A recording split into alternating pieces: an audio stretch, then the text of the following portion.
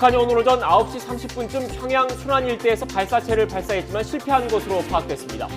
한미 군당국은 북한이 앞서 2차례 발사한 탄도미사일을 대륙간 탄도미사일 ICBM으로 규정하고 도발을 멈추라고 경고해왔습니다. 오늘로 예정됐던 문재인 대통령과 윤석열 대통령 당선인의 첫 회동이 막판에 무산됐습니다. 양측 모두 구체적인 이유에 대해 함구하고 있는 가운데 정권 교체기 충돌로 파장이 커지고 있습니다. 윤석열 대통령 당선인 측은 청와대로 들어갈 가능성은 제로라며 용산의 국방부 청사를 포함해 여러 후보들을 놓고 검토하고 있다고 밝혔습니다. 안철수 인수위원장은 가능하면 이번 주말 인수위 현판식을 할 계획이라고 말했습니다. 윤석열 대통령 당선인 측에서 거취를 표명하라는 압박을 받았던 김호수 검찰총장이 사의서를 일축했습니다. 김 총장은 법과 원칙에 따라 본연의 임무를 충실히 수행하겠다고 말했습니다. 오미크론 변이 대유행이 정점에 다다르면서 어제 신규 확진자가 40만 741명으로 첫 40만 명대 규모로 퍼졌습니다. 위중증 누적 환자도 1244명으로 가장 많았는데 정부는 오미크론 확산이 곧 정점을 지날 것으로 예측하고 있습니다. 러시아의 우크라이나 침공 사태의 여파로 국내 주유소 휘발유 평균 판매 가격이 리터당 2,000원을 넘어섰습니다. 전국 휘발유 가격이 2,000원을 넘은 것은 9년 5개월 만인데 국제 유가는 배럴당 $100 아래로 하락했습니다.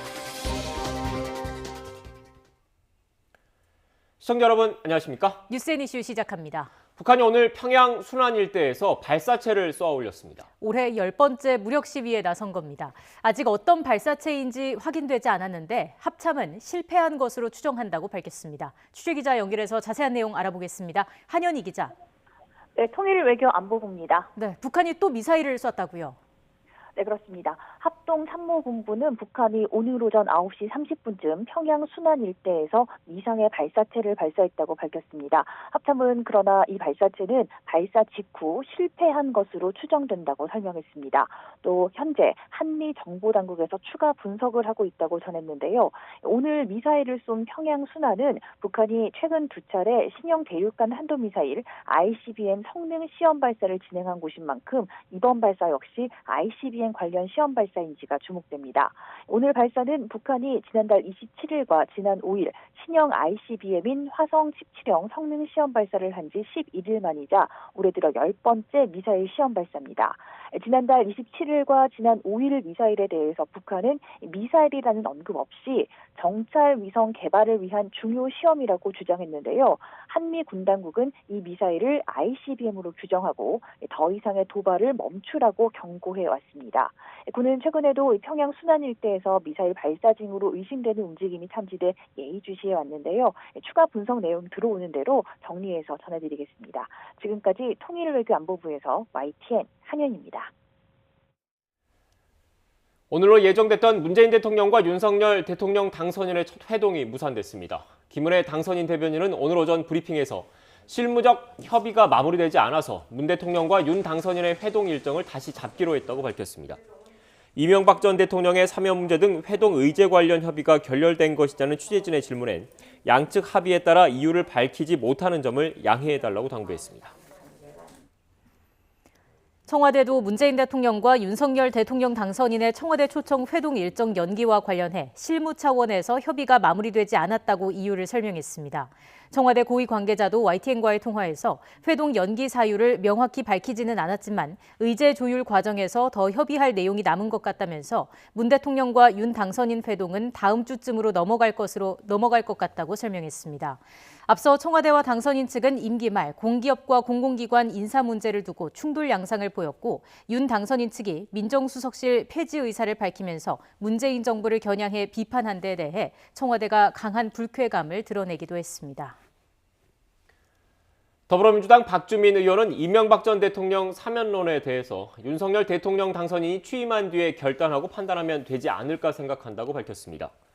박 의원은 MBC 라디오 인터뷰에서 박근혜 사면 때 MB 사면은 상황이나 시기나 국민 법 감정을 고려했을 때 적절치 않다고 판단했기 때문에 윤 당선인 요청이 있다고 해서 당시 판단을 뒤집는 것은 적절치 않아 보인다면서 이같이 말했습니다. 김은혜 대통령 당선인 대변인은 윤석열 당선인이 청와대로 들어갈 가능성은 없다며 대통령실 이전 의지를 강조했습니다. 김 대변인은 오전 브리핑에서 윤 당선인이 정치개혁을 선언하며 청와대 밖으로 나오겠다고 한 건 국민 속으로 들어가고 소통을 중요시하겠다는 오랜 의지 때문이라고 밝혔습니다. 안철수 대통령직 인수위원회 위원장은 가능하면 이번 주말이라도 인수위 현판식을 하려 한다고 밝혔습니다. 안 위원장은 오늘 서울 통이동 금융감독원 연수원에 마련된 인수위 사무실에서 출근하며 기자들과 만나 취임까지 남은 50여일 동안 국정과제 등을 정리해야 하는 만큼 가급적 하루라도 빨리 인수위 인선을 끝내고 일을 시작해야 한다고 설명했습니다. 더불어민주당 윤호중 비상대책위원장은 대선 패배와 관련해 호남의 간절함을 온전히 받들지 못한 잘못을 어떻게 씻을 수 있을지 엄두가 나지 않는다고 밝혔습니다. 윤 위원장은 비대위원들과 광주 5.18 민주묘지를 참배한 뒤 민주당이 호남의 성원에 제대로 부응하지 못했다며 정말 송구하고 죄인이 된 심정이라고 말했습니다.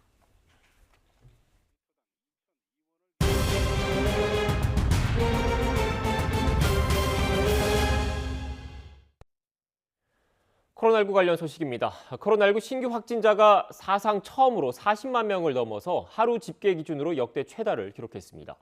누적 확진자는 800만 명에 육박했고 위중증 환자도 1,200명을 넘어서 역대 최다 수준이 이어지고 있습니다. 취재기자 연결해서 자세히 알아보겠습니다. 정유신 기자. 네, 정유신입니다. 네, 오늘 신규 확진자 처음으로 40만 명을 넘어선 거죠? 네, 그렇습니다. 오늘 0시 기준 신규 확진자는 전날보다 3만 8천여 명이 늘어난 40만 741명으로 공식 집계됐습니다. 하루에 40만 명이 넘는 확진자가 나온 곳은 이번이 처음으로 종전 최다 기록인 지난 10일 38만 3천여 명보다 1만 7천여 명 많은 수치입니다. 이에 따라 누적 확진자 수는 760만 명을 넘어서며 이제 800만 명대를 육박하고 있습니다.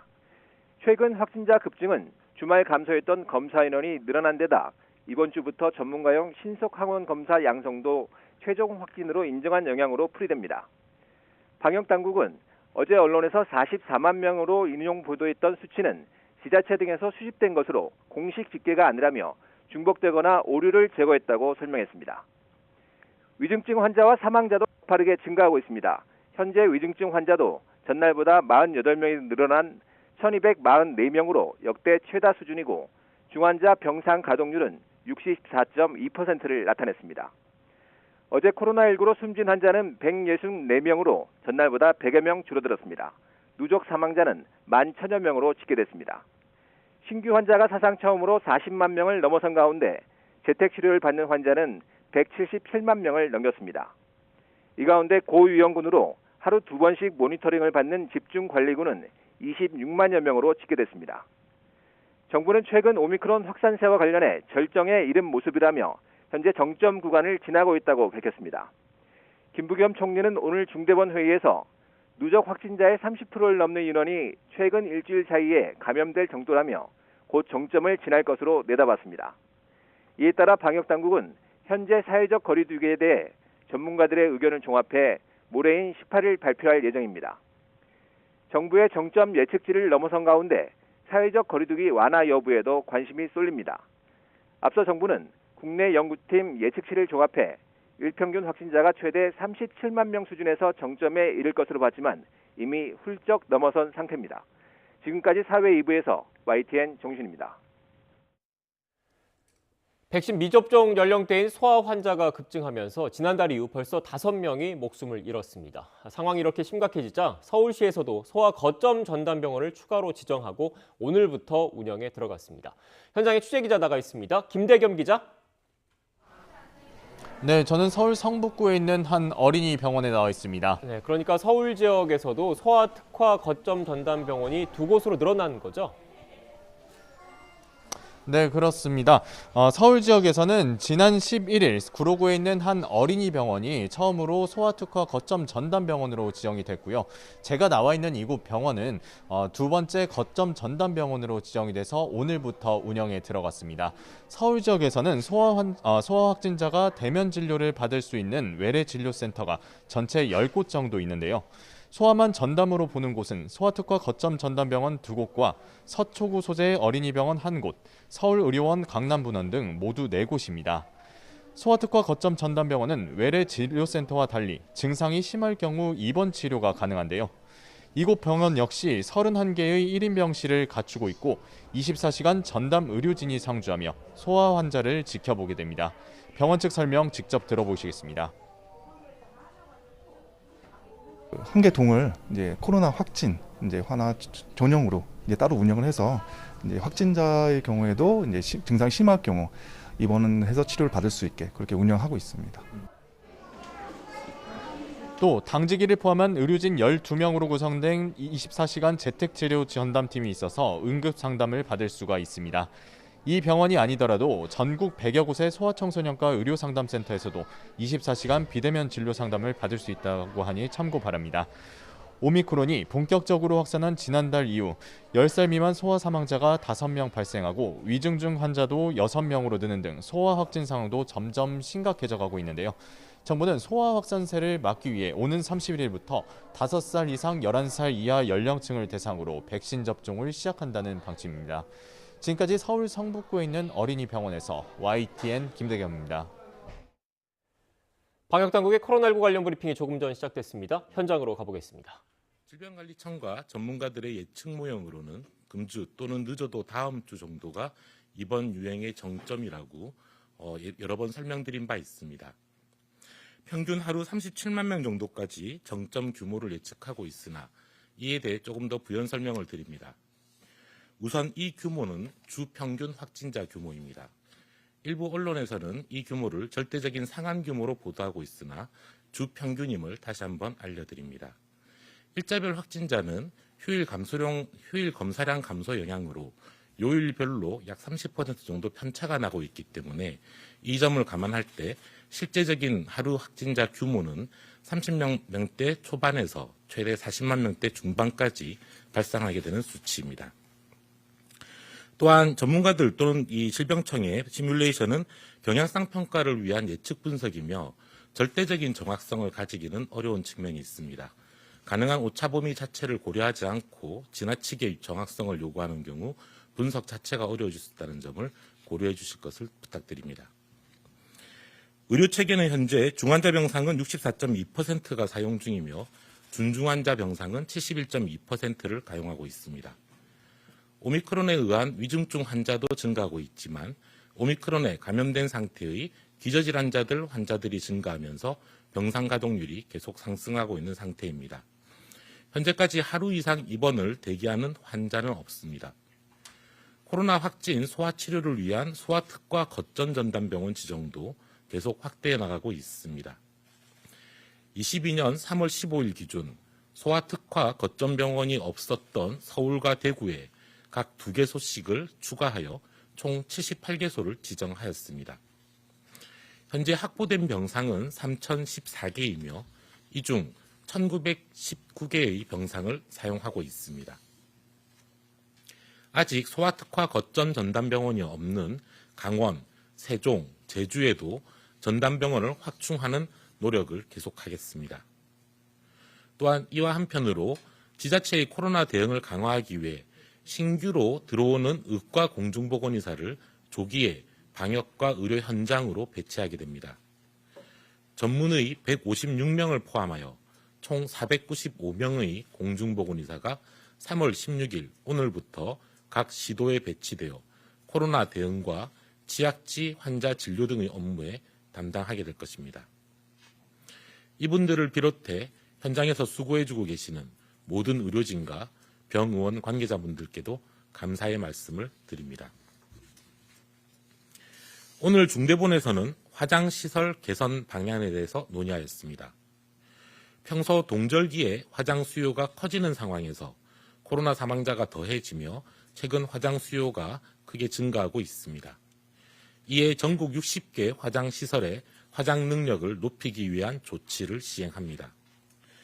장례지침 개정에 따라 코로나 사망자의 선화장을 위해 별도로 운영하던 특별 회차를 줄이고 정규 회차로 이를 흡수하여 화장 능력을 제고합니다.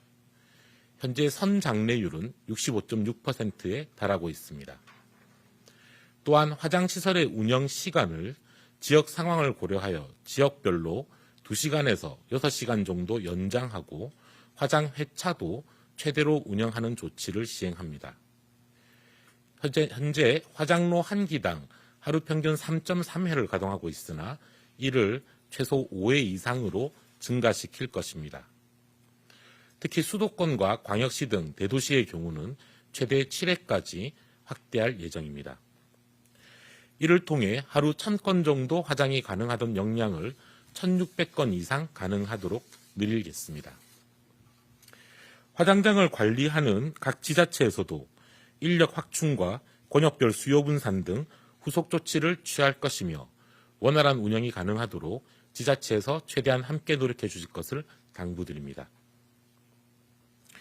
현재 오미크론 유행은 이제 정점을 향해 확진자 발생이 최대치로 증가하고 있는 상황입니다. 코로나 유행 양상에서 매우 중요한 시기이며 정점이 예측대로 형성되면서 의료체계를 준비된 범위 내에서 대응할 수 있다면 이번 위기가 코로나19 전반의 대응 과정에서 가장 마지막의 큰 위기가 될 것이라고 보고 있습니다. 이번 위기를 잘 극복한다면 이후에는 보다 일상에 가까운 생활이 가능할 것입니다. 이를 위해 정부는 중증과 사망 최소화를 목표로 방역과 의료체계를 계속 개편하며 대응하고 있습니다.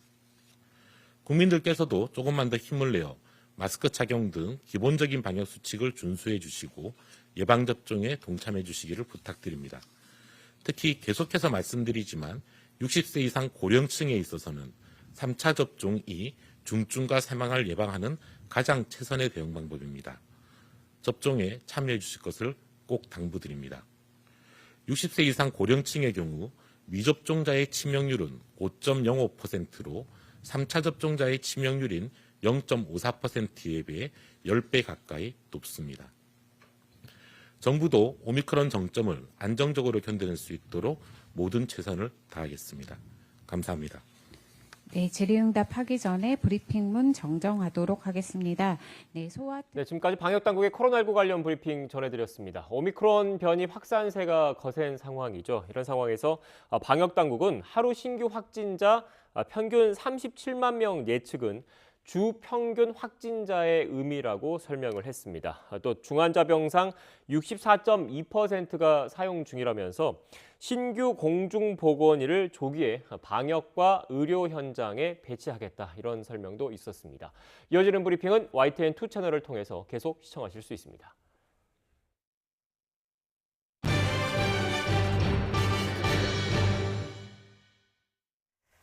러시아의 우크라이나 침공 이후 국제유가가 급등하면서 요즘 주유소를 찾는 운전자들은 2,000원이 넘는 휘발유 값에 깜짝 놀라는 경우가 많습니다. 다행히 국제유가 시장에서는 최근 며칠간 하락세지만 여전히 시장 변동성은 큰 상황입니다. 취재기자 연결해서 자세한 소식 알아보겠습니다. 박병환 기자. 네, 경제부입니다. 네, 전국 휘발유값 평균이 2,000원을 넘었다고 하죠? 네, 그렇습니다. 러시아의 우크라이나 침공 사태 여파로 국내 주유소 휘발유 평균 판매 가격이 리터당 2,000원을 넘어섰습니다. 한국석유공사 유가정보 사이트 오피넷에 따르면 오늘 오전 현재 전국 휘발유 판매 가격은 리터당 2,002원을 기록했습니다. 전국 휘발유 가격이 2,000원을 넘은 것은 2012년 10월 넷째 주 이후 약 9년 5개월 만입니다. 서울의 휘발유 가격은 2,088원을 기록했습니다. 국내 휘발유 가격은 지난해 11월 중순부터 시행된 유류세 인하 조치에 따라 9주 연속 하락하다가 올해 초 상승세로 돌아섰습니다. 특히 지난달 24일 러시아의 우크라이나 침공으로 국제 유가가 급등하면서 가격 상승 속도는 한동안 더욱 가팔라졌습니다. 고유가 상태가 지속하면서 정부는 유류세 20% 인하 조치를 7월 말까지 3개월 연장하기로 했고 유류세 인하율 확대를 검토하고 있습니다. 네, 그래도 최근 며칠간은 다행히 국제유가가 조금 내렸다고요? 네, 그렇습니다. 국제유가는 우크라이나 사태 장기화와 산유국들의 증산에 대한 기대감이 커지며 최근 며칠간 하락했습니다. 국내 수입 원유의 기준인 두바이유의 가격은 지난 9일 배럴당 127.8달러까지 치솟았다가 11일 110.5달러, 14일 109.9달러로 떨어졌습니다. 현지 시각 15일 뉴욕 시장에서 서부 텍사스산 원유 선물 가격은 $93까지 떨어졌고 브렌트유 선물 가격도 $97 수준까지 내렸습니다. 국제 유가 변동폭은 보통 2, 3주의 시차를 두고 국내에 반영되기 때문에 국내 휘발유 가격이 2,000원 선 미만으로 떨어지려면 다소 시간이 걸릴 것으로 보입니다. 지금까지 경제부에서 전해드렸습니다. 밀과 옥수수 등 수입 곡물의 가격이 코로나19 사태가 터진 최근 2년 새 47% 이상 올라 8년 9개월 만에 최고치를 기록했습니다. 관세청과 식품업계에 따르면 올해 2월 곡물 수입량은 196만 톤, 수입 금액은 7억 5천만 달러로 집계됐습니다.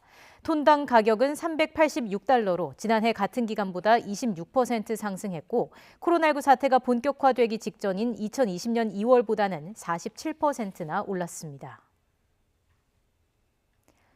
지난달 취업자 수가 103만 7천 명 증가해 2달 연속 취업자가 100만 명 이상 늘었습니다.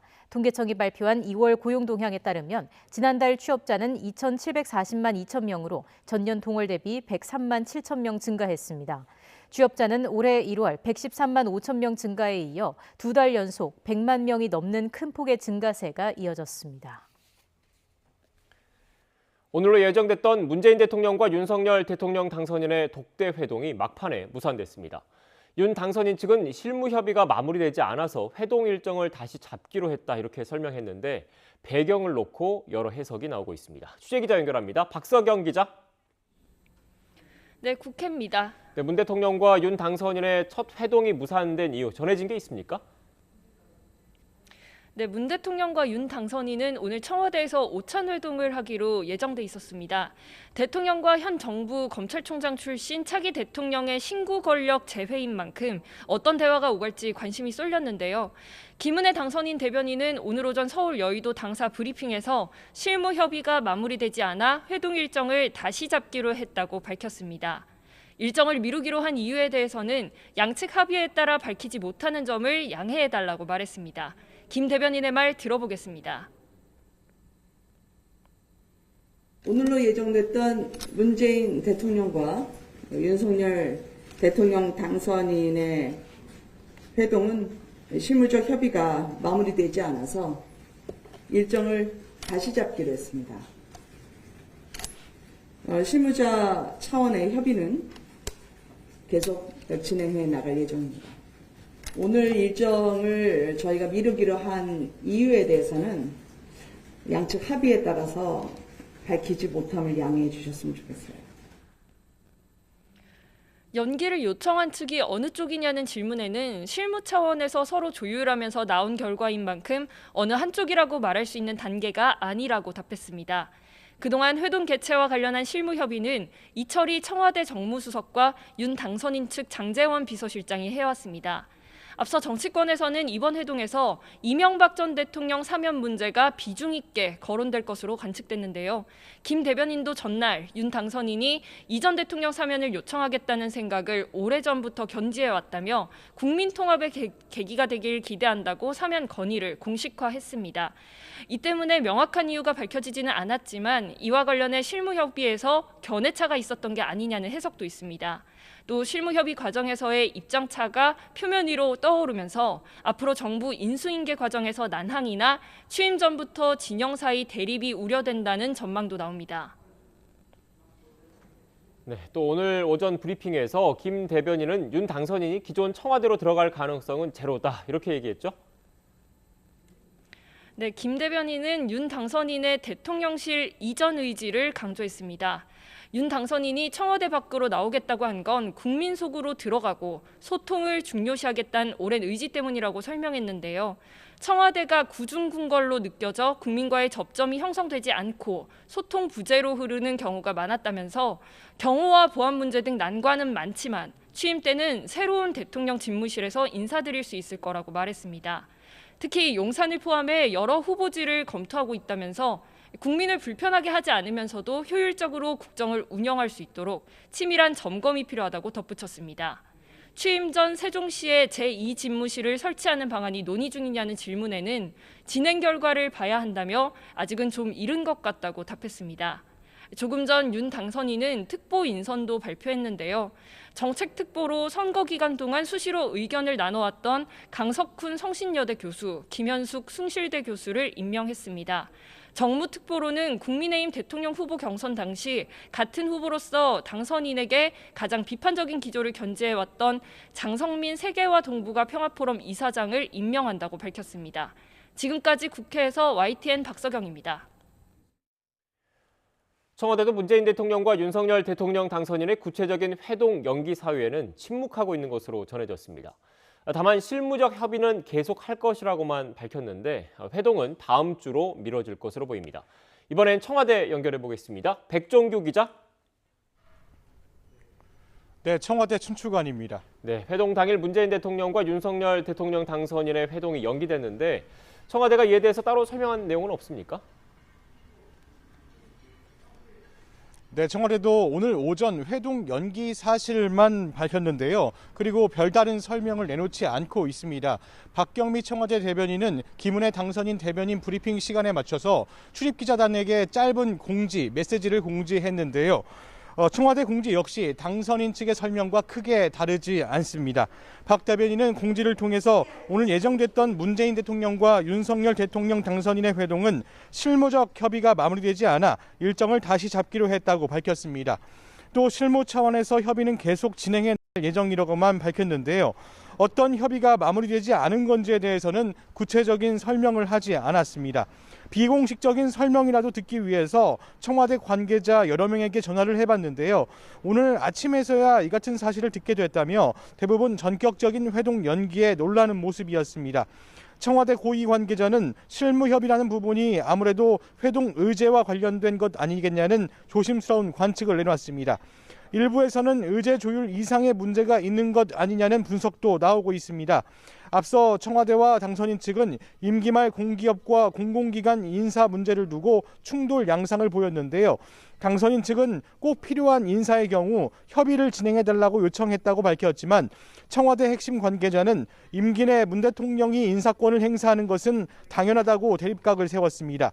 또 윤 당선인 측이 민정수석실 폐지 의사를 밝히면서 문재인 정부를 겨냥해 비판한 데 대해 청와대가 강한 불쾌감을 드러내기도 했습니다.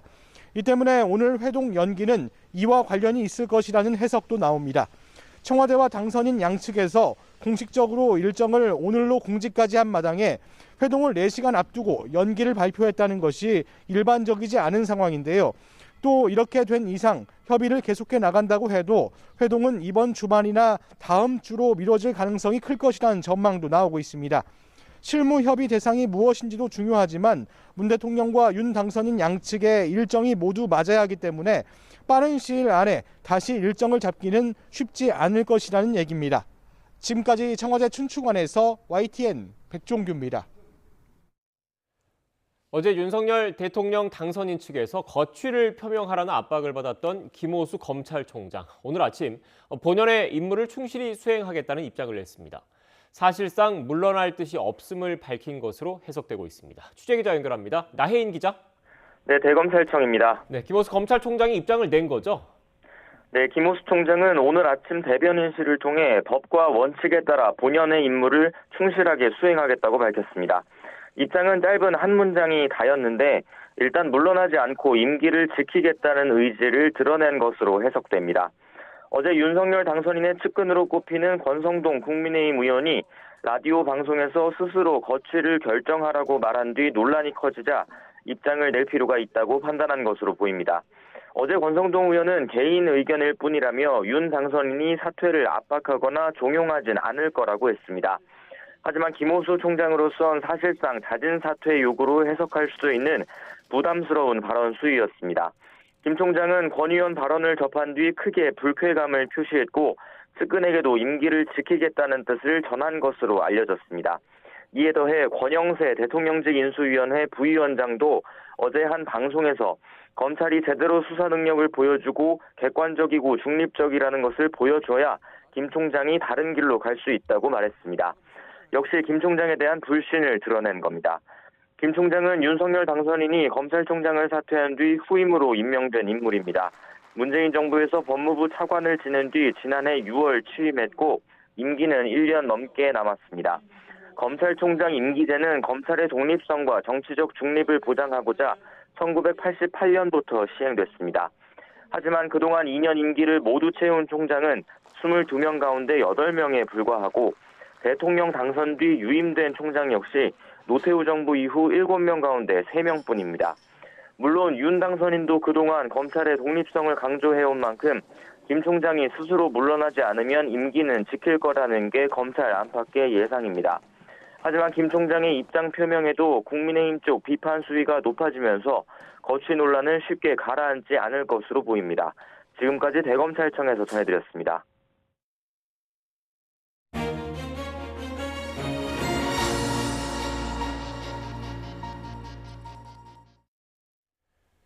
문재인 대통령과 윤석열 당선인이 오늘 예정됐던 청와대 회동을 연기했습니다. 오늘 첫 회동 어떤 배경에서 무산된 건지, 의제로 알려졌던 이명박 전 대통령 사면 논의는 어떻게 되는 건지 관심이 쏠리고 있습니다. 김광삼 변호사와 함께 관련 내용 짚어보겠습니다. 어서 오십시오. 네, 안녕하세요. 네, 안녕하세요.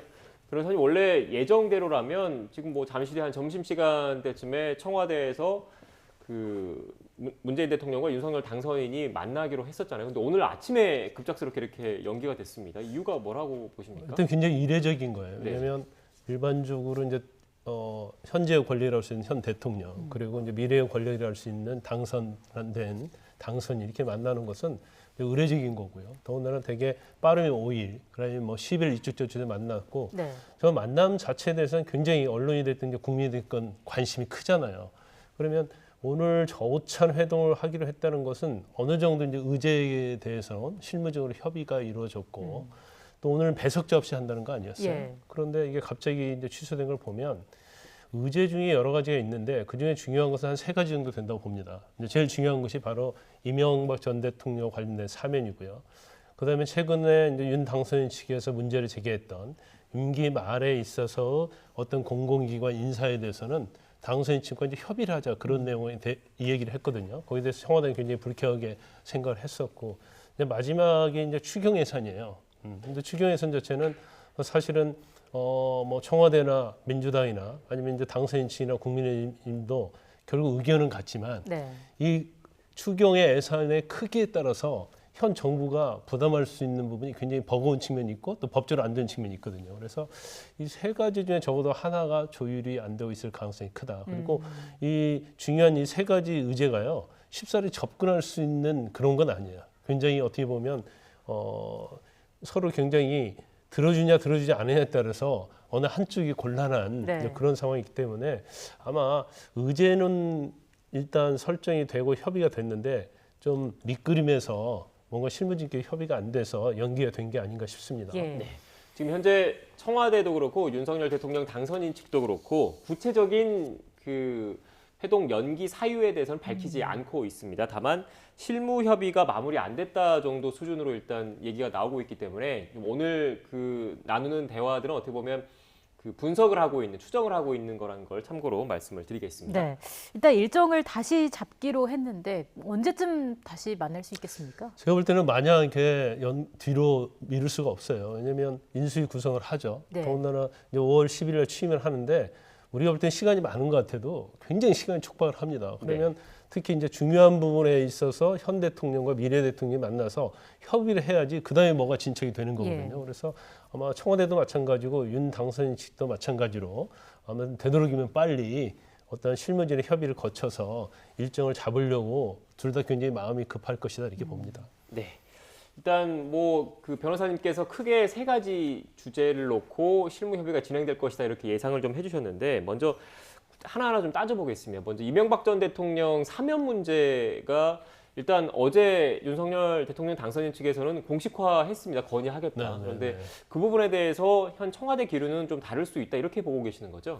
굉장히 이제 청와대 입장에서는 부담 가는 측면이 있어요. 왜냐하면 지난번에 이제 박근혜 대통령 사면했을 때도 아마 청와대나 문재인 대통령 입장에서는 이제 사면을 하려는 마음이 없었을 가능성도 크다고 봅니다. 그런데 개인적으로 볼 때 박근혜 전 대통령의 워낙 건강이 악화가 됐어요. 그렇기 때문에 그 당시에 이제 불가피하게 사면을 했지만 상당히 많은 국민, 특히 문재인 대통령을 지지한다랄지 민주당 지지하는 그런 측에서는 이 사면에 굉장히 반대를 하고 있거든요. 또 범죄 혐의 내용 자체가 박근혜 전 대통령과는 상당히 다른 부분이 있어요. 뭐 사적인 이익 추구랄지, 그리고 또 이제까지 구속이 됐지만 그 복역 기간이 길지 않거든요. 네. 그래서 이거 사면하는 것도 굉장히 부담이 갈 거라고 생각하고요.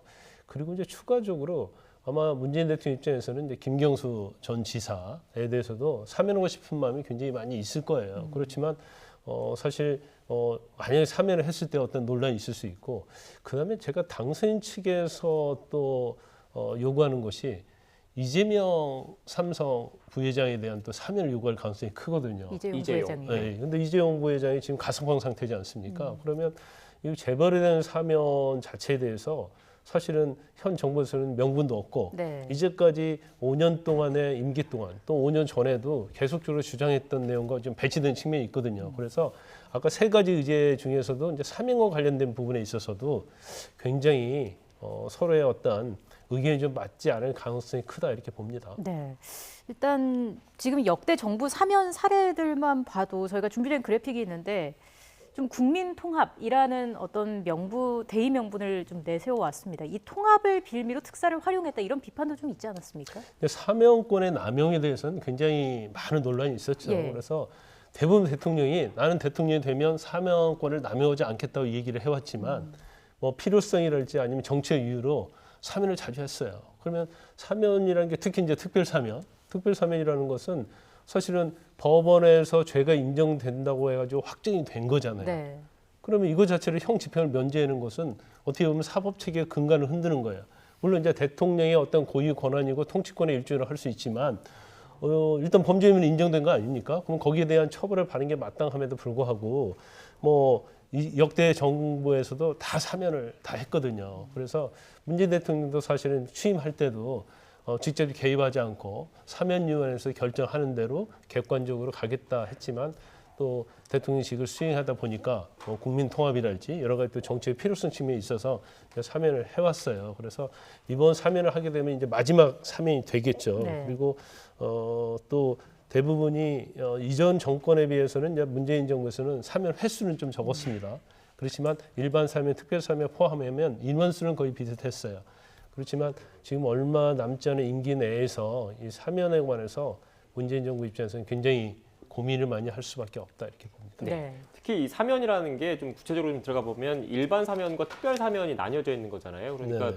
뭐 도로교통법 위반이라든지 이렇게 죄를 정해놓고 이 죄를 범한 사람을 모두 사면해주는 일반 사면과 달리 이 특별 사면 같은 경우에는 형평성이라든지 이런 정치적인 유불리를 따져서 논란이 불거질 수 있기 때문에 더 문제인 거 아닙니까? 그렇죠. 이제 뭐 일반 사면과 특별 사면의 큰 차이점은요. 일반 사면은 죄명에 대해서 합니다. 네. 그러면 도로교통법 위반, 예를 들어서 민생 범죄 그거에 대해 특정을 하게 되면 그와 관련된 모든 사람이 사면을 받아요. 그렇기 때문에 이것은 이제 법과 관련돼서 국회의 동의를 받아야 돼요. 근데 특별 사면은 국회의 동의가 필요 없어요. 네. 왜냐하면 특별 사면은 특정한 사람을 딱 찍어서 사면을 해서 형 집행을 면제해 주는 거거든요. 그래서 이제 이 남용권이 항상 이제 문제가 되었던 거죠. 그래서 그렇지만 뭐 이제 앞으로 제가 볼 때는 사면 기회가 이제 5월 8일 석가탄신이 3일이 남아 있다고 보는데 불가피한 측면이 있을 거예요. 그러니까 문재인 대통령이 국민 통합을 지난번도 수석회의에서 강조를 했잖아요. 예. 그리고 윤 당선인 측에서도 통합 얘기를 하고 있고 그래서 어떤 형식이든 저는 개인적으로 볼 때 이명박 전 대통령 사면은 될 가능성이 상당히 높다고 봅니다. 그렇지만 뭐 이재용 부회장이랄지 김경수 전 지사에 대한 사면은 굉장히 많은 고심을 하기 때문에 사면이 될 것이다 안 될 것이다를 단언하기는 굉장히 쉽지 않다 이렇게 봅니다. 네. 특별 사면 절차를 좀 더 자세하게 짚어볼게요. 앞서 띄워주셨던 그래픽 다시 한번 보여주시고요. 일단 지금 상황을 다시 한번 정리를 해드리자면 윤석열 대통령 당선인이 문재인 대통령에게 이명박 전 대통령의 특별 사면을 요청할 가능성이 높은 상황이고요. 이거는 이제 문재인 대통령이 이 요구를 받아들일 수 있을지는 미지수입니다. 특별 사면은 앞서 말씀해 주신 것처럼 대통령의 고유 권한이고 대통령의 결단이 가장 중요한 상황이기 때문에 그런 건데 어떤 원칙과 과정을 거쳐서 이게 정해지는 건지 지금 설명을 해주실까요? 근데 원칙은 원래 이제 법에 정해진 건 없어요. 네. 그리고 단지 그때 사면할 때마다 선거 사범은 제외한다. 뭐 민생 사범 뭐 그건 이제 일반 사면이고요. 선거 사면을 제외한다랄지 아니면 이 뭐 뇌물죄와 관련된 거에 대해서는 특별 사면하지 않겠다. 이런 원칙적인 것이 그때부터는 좀 달라진 측면이 좀 있죠. 그런데 이제 특별 사면은 원칙적으로는 대통령이 처음부터 결정한 건 아니에요. 그렇지만 형식적인 절차가 있는 거고 어느 정도 대통령이 결단을 내려야지 사실 법무부와 관련된 사면위원회에서 결정을 하는 거거든요. 네. 그래서 이제 원칙적 법 절차는 이제 법무부에서 법무부 장관을 비롯해서 한 3명, 그 대검의 고위직인 뭐 공판 송무부장 1명, 그리고 외부 인사 5명에서 9명으로 구성이 되거든요.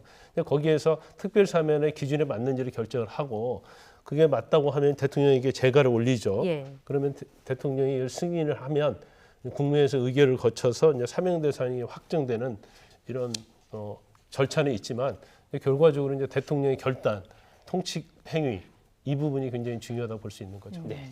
만약에 이명박 전 대통령에 대한 사면이 단행이 된다면 그 예우와 관련해서는 어떤 그 변화가 생기는 겁니까? 일단 이명박 전 대통령 금고 이상 실형을 선고받았잖아요. 그래서 일단 대통령 애우에 대해서는 박탈이 됐습니다. 네. 그래서 사면이 된다는 것은 물론 이제 형 집행을 면제하고 그다음에 뭐 특별한 경우 선고의 효력이 상실되긴 하지만 이전에 박탈된 대통령의 지위는 퇴직한 대통령의 지위는 다시 복권은 원래 상태로 돌아가지 않아요. 예. 그래서 전직 대통령에 관한 애우에 관한 법률이 있고 대통령 경호법이 있거든요. 그래서 경호법에 의해서 경호와 일정한 경비 정도는 애우를 받게 되는 거죠. 박근혜 전 대통령과 마찬가지 수준의 예우를 받을 가능성이 가장 높다고 예, 보면 똑같습니다. 되겠네요. 네.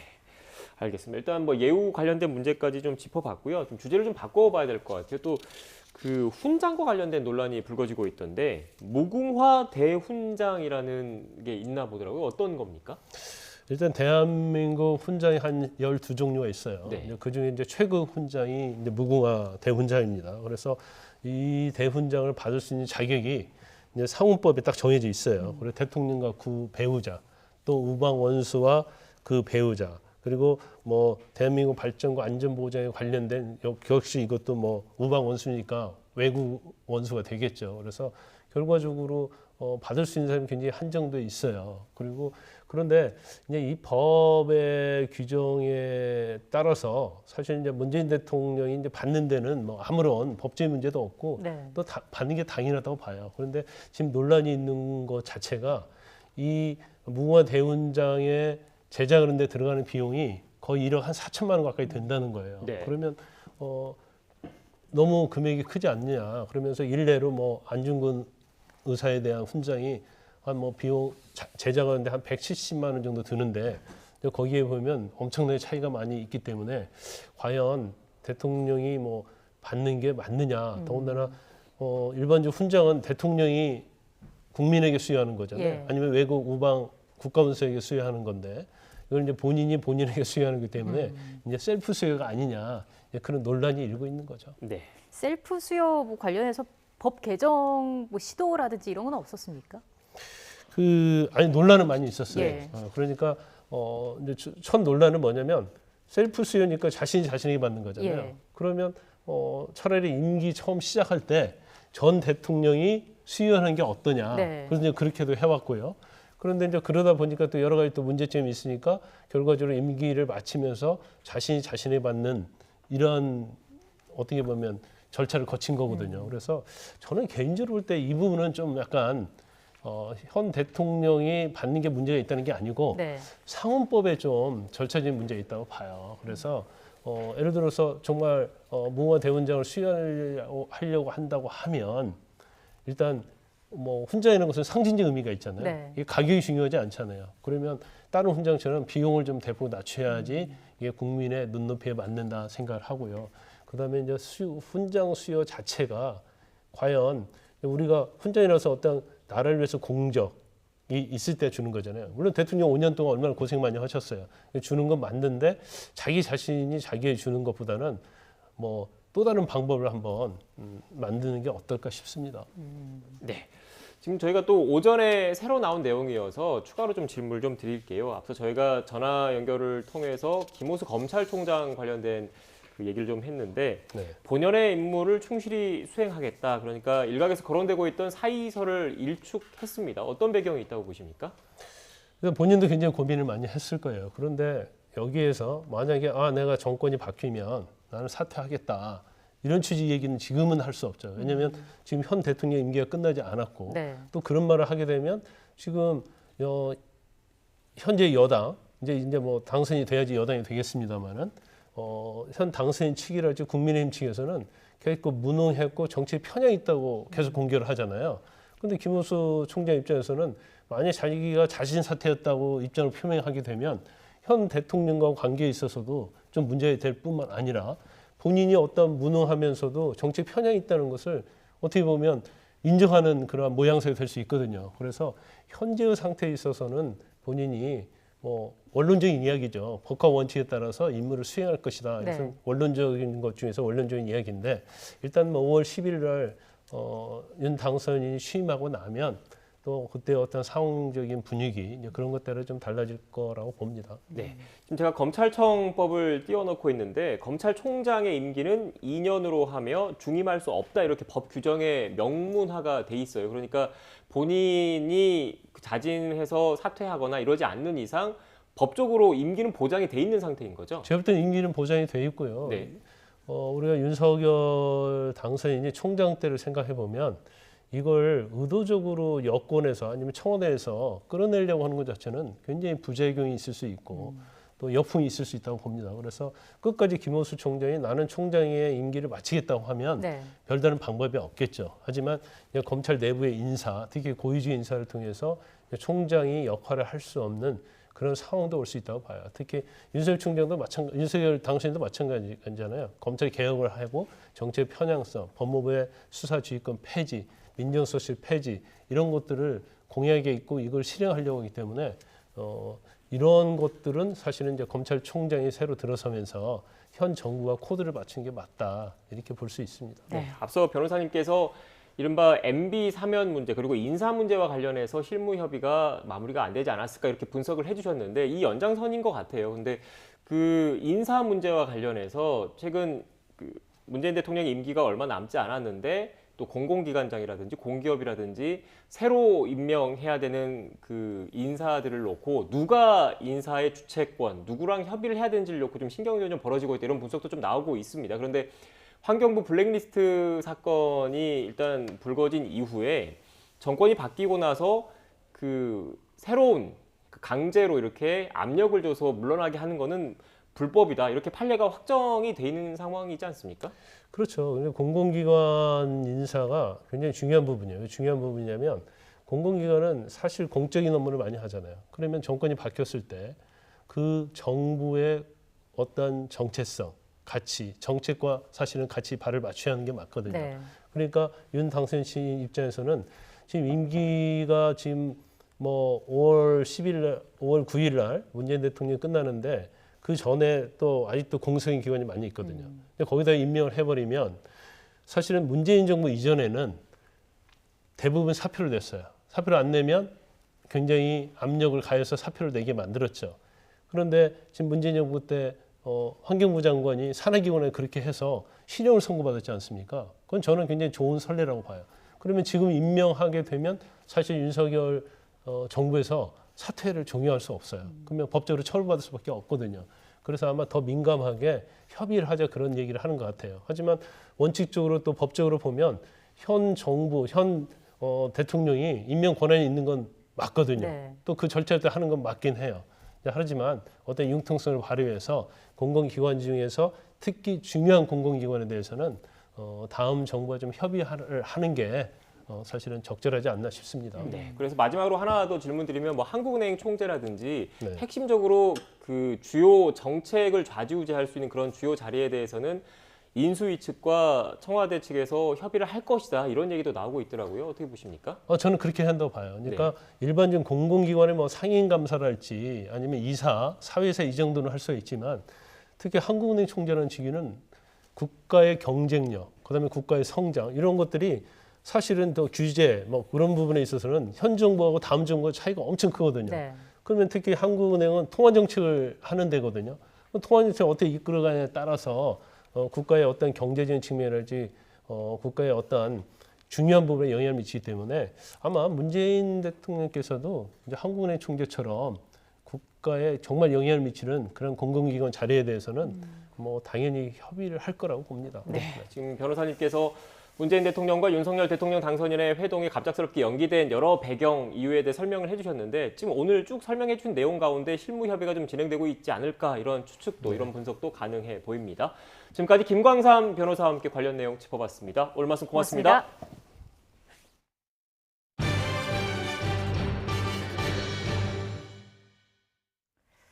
러시아의 우크라이나 침공이 20일째로 접어든 가운데 우크라이나 수도 키이우에서는 가까이 접근한 러시아군의 무차별 포격이 이어졌습니다.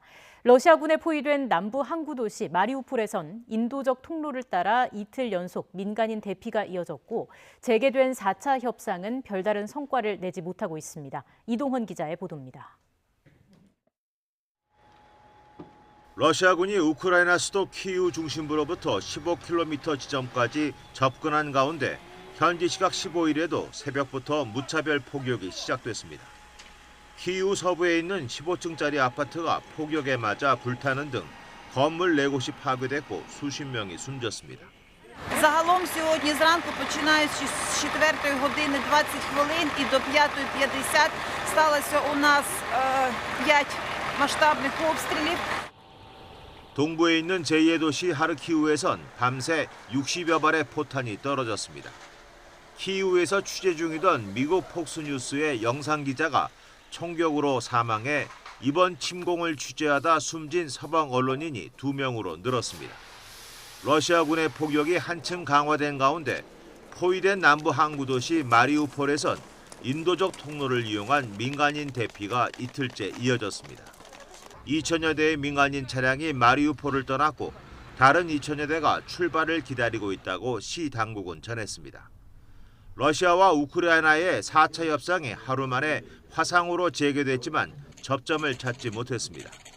이런 가운데 젤렌스키 우크라이나 대통령은 영국 런던에서 열린 합동 원정군 지도자 회의에 화상으로 참석해 무기 추가 지원을 요청하면서 나토 가입이 불가능하다는 것을 깨달았다고 밝혔습니다.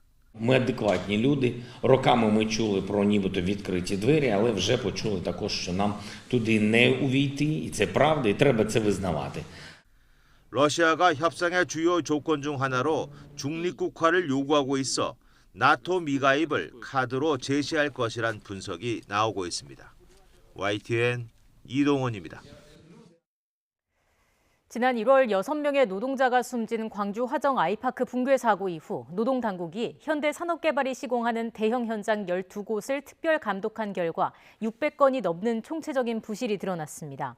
고용노동부는 현대산업개발이 전국에서 시공 중인 대규모 건설 현장 12곳을 특별 감독해 모두 636건의 위반 사항을 적발했다며 이같이 밝혔습니다.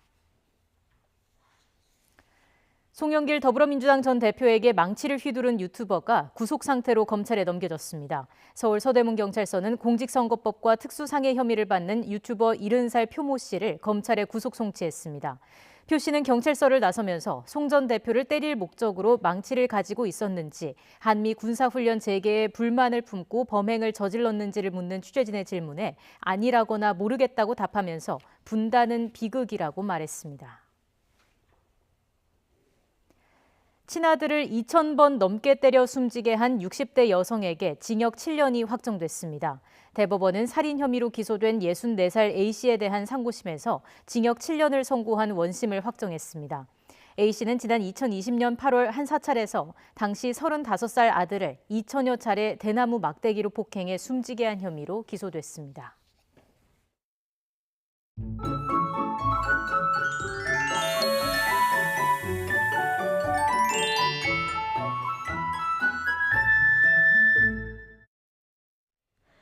날이 갈수록 봄 기운이 짙어지고 있습니다. 오늘도 봄볕이 내리쬐며 한낮의 기온이 크게 오르겠는데요. 서울은 한낮에 16도까지 오르겠고 남부지방은 광주가 22도까지 오르겠습니다. 다만 일교차가 10도에서 많게는 15도 이상 크게 벌어지니까요. 옷차림에 각별히 신경 써주시기 바랍니다. 오늘 초미세먼지에도 주의가 필요합니다. 현재 서쪽 지방을 중심으로 공기가 탁한데요. 오늘 중서부 지방은 종일 대기질이 나쁨 수준을 유지하겠고 강원도는 오후에 일시적으로 공기가 탁하겠습니다. 오늘 낮 기온은 어제보다 1도에서 4도가량 높겠습니다. 서울 16도, 대전 20도, 광주와 대구는 22도가 예상됩니다. 내일부터 주말까지는 전국에 비 소식이 들어있고요. 비가 그친 뒤에는 다소 쌀쌀해질 전망입니다. 날씨였습니다. 뉴스 앤 이슈 2부는 정치권 소식으로 문을 열겠습니다. 저희는 잠시 뒤에 뵙겠습니다.